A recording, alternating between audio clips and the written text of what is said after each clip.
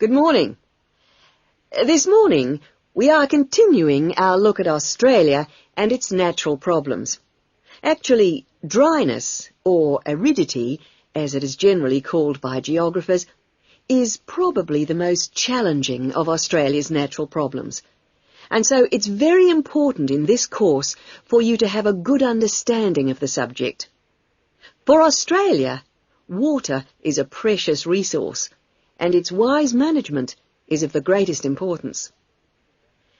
As I've said, Australia is a dry continent, second only to Antarctica in its lack of rainfall. Long hours of hot sunshine and searing winds give Australia an extremely high rate of evaporation, far more than in most other countries. It's estimated that approximately 87% of Australia's rainfall is lost through evaporation, compared with just over 60% in Europe and Africa, and 48% in North America. You generally think of Africa as being a very hot and dry place, but it's not, in comparison with Australia.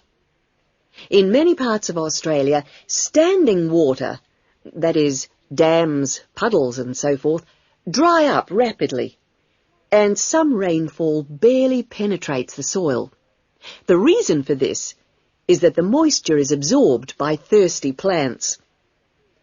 Some parts of Australia are dry because rainwater seeps quickly through sandy soils and into the rock below.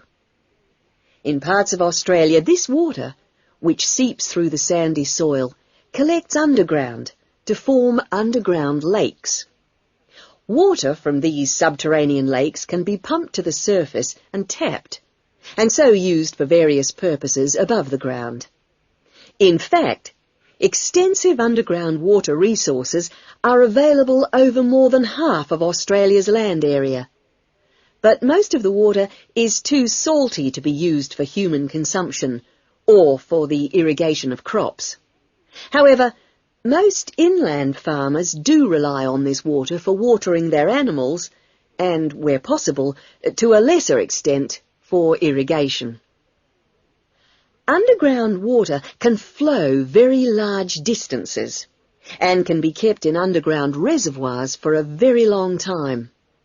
Water from these underground reservoirs bubbles to the surface as springs in some parts of the country, and these rare sources of permanent water were vital to early explorers of inland Australia and to other pioneers last century who used the springs for survival.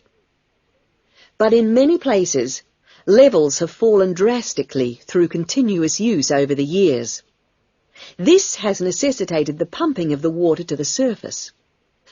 Remarkably, underground water sources in Australia supply about 18% of total water consumption.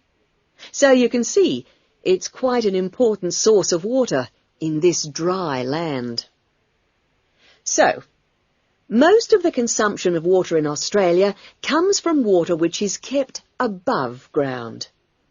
More than 300 dams regulate river flows around the country. The dams store water for a variety of functions. The rural irrigation of crops, without which many productive areas of the country would not be able to be farmed. The regulation of flooding, a serious problem which will be dealt with later in the course. And last but not least, the harnessing of the force of gravity for the generation of electricity. That is all we have time for this morning, but you'll be able to do further study on this important area in the library. I have a handout here with references on the subject, so if you're interested, please come up to the desk and take a copy.